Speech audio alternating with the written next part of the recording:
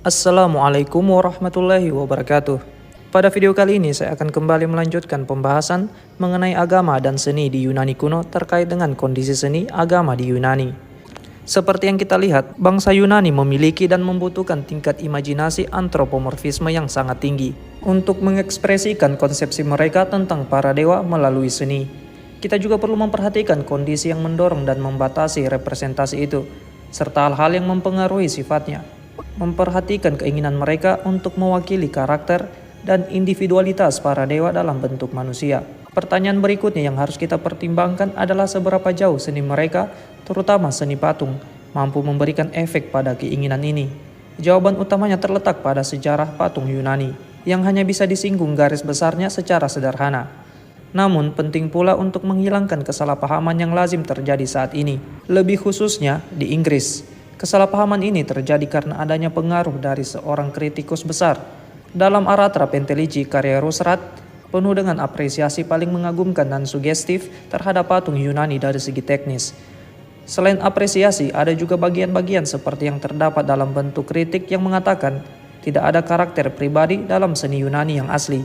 Gagasan abstrak tentang kemudaan dan usia, kekuatan dan kecepatan, kebajikan dan keburukan memang ada, namun tidak ada individualitas di sana. Ada juga kritik lain yang berbunyi, bahasa Yunani tidak pernah mengekspresikan karakter pribadi, sementara seorang Florentin menganggapnya sebagai kondisi paling indah.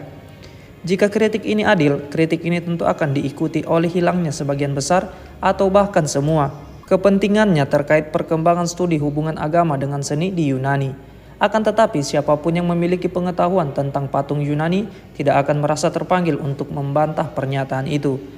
Untuk menjelaskan betapa anehnya kesalahpahaman yang bisa muncul, penjelasannya juga tidak terlalu jauh.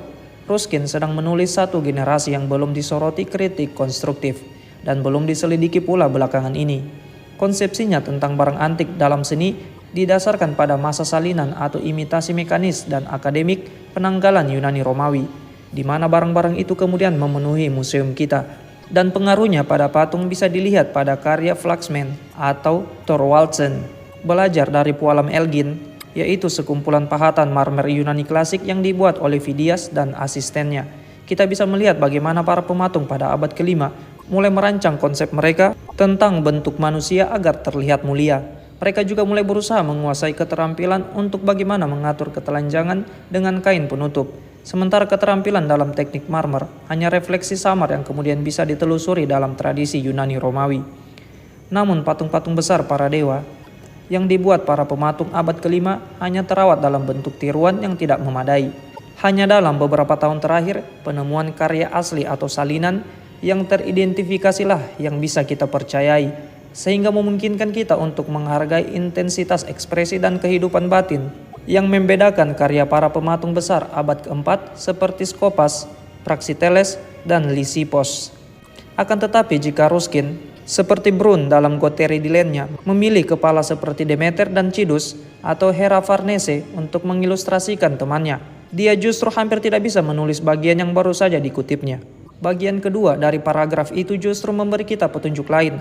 Dalam perkiraan ini, patung Yunani dibandingkan dengan patung agama Kristen, terutama dengan seni Florentin, dan ada hasrat yang terdapat dalam sebuah kutipan yang berbunyi, "Bawalah yang sepenuhnya tak terlihat untuk masuk dalam permainan, lalu biarkan yang terlihat pergi menemui anjing."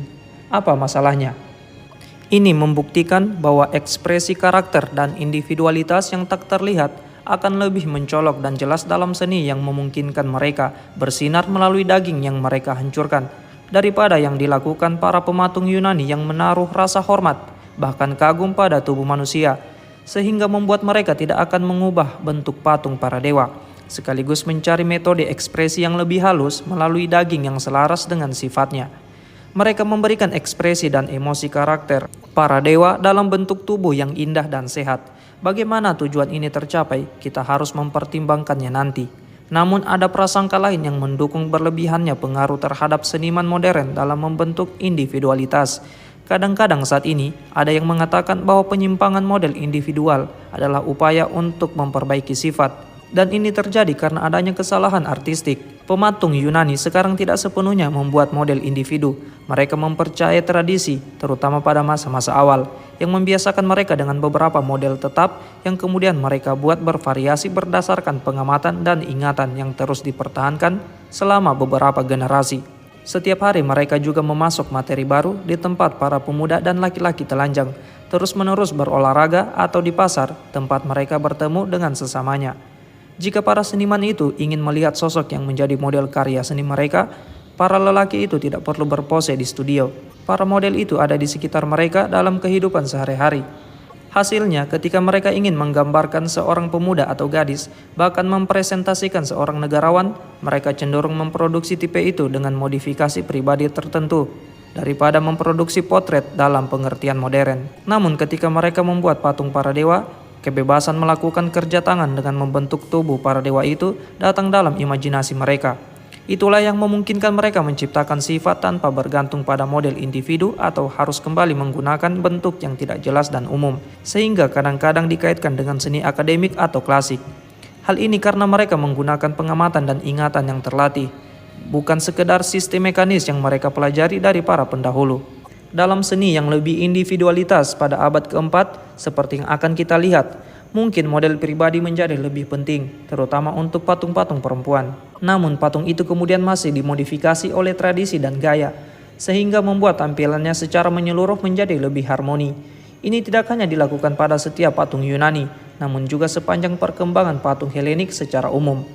Dari patung-patung abad keempat, kita tidak hanya menjumpai keharmonisan dan pengendalian, yaitu keindahan bentuk tubuh dengan fitur-fitur yang diakui sebagai karakteristik seni Yunani, tetapi juga ekspresi karakter dan individualitas, suasana hati dan perangai, penderitaan dan gairah yang tidak kalah intens dan nyata, karena diekspresikan melalui kesempurnaan bentuk fisik, bukan dengan menyia-nyiakan atau merusaknya.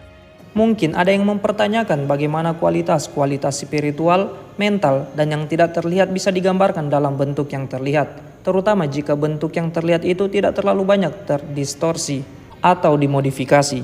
Dan pertanyaan yang lebih umum, bagaimana ekspresi patung menghasilkan kesan yang bisa dianalisis dan didiskusikan? Contoh bagaimana cara ini dilakukan bisa dilihat di Gotheridilen karya Brun, sebuah studi tentang beberapa representasi dewa Yunani, di mana masing-masing karakter dianalisis secara halus dan diskriminatif dari bentuk yang terlihat.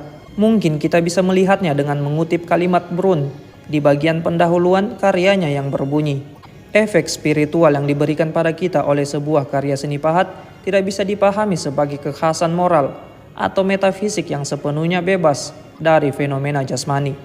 Efek ini hanya bisa dipahami oleh kita melalui bentuk patung yang nyata sebagai eksponen ekspresi spiritual.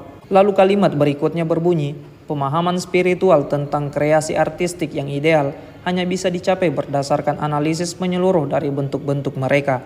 Maka dalam studi semacam itu, kita harus melakukan penyelidikan dengan prinsip-prinsip artistik yang objektif tanpa adanya fantasi subjektif sesuai dengan metode karya ilmiah. Ada berbagai cara di mana kualitas spiritual, suasana hati, dan karakter bisa memberikan ekspresi material yang selaras dengan bentuk tubuh dan bukan dalam persaingan dengan daging. Misalnya ada kekhasan tubuh tertentu yang biasanya menyertai berbagai temperamen atau kualitas mental. Dan terlebih lagi, efek aktual berdasarkan fitur dan sikap emosi atau suasana hati tertentu sering meninggalkan jejak permanen, dan jejak ini kemudian menunjukkan kecenderungan kebiasaan atau pengulangan pada emosi atau suasana hati yang disimpulkan. Tipe wajah dengan ekspresi tertentu biasanya dikaitkan dengan kualitas spiritual atau mental yang akan sulit dibantah. Metode seniman Yunani dalam mengamati dan bekerja, alih-alih menggunakan model yang hanya mengandalkan ingatan, justru memberikan keuntungan besar dalam variasi dan kebebasan dalam menentukan ekspresi karakter daripada membentuk bagian tubuh. Jika dia menyadari dengan jelas individualitas para dewa, keterampilannya dan penguasaannya dalam materi, serta dalam pengamatannya akan memberikan kesan pertama yang terlihat sebagai kepribadian Florentin atau kepala dengan bentuk yang modern. Akan tetapi, ini hanya bisa disadari oleh mereka yang benar-benar memperhatikannya, membiasakan diri dengan suasana halus seni kuno, melakukan moderasi, dan pembatasan yang jarang dilanggar sebagian besar produksi karakteristik. Demikian pembahasan mengenai sejarah agama dan seni di Yunani kuno, terkait dengan kondisi seni dan agama di Yunani kuno. Semoga materi ini dapat memberikan sedikit tambahan informasi dan ilmu pengetahuan bagi kita terhadap sejarah Yunani. Mohon maaf jika ada kesalahan dalam penyampaian saya ucapkan terima kasih dan sampai jumpa di video selanjutnya.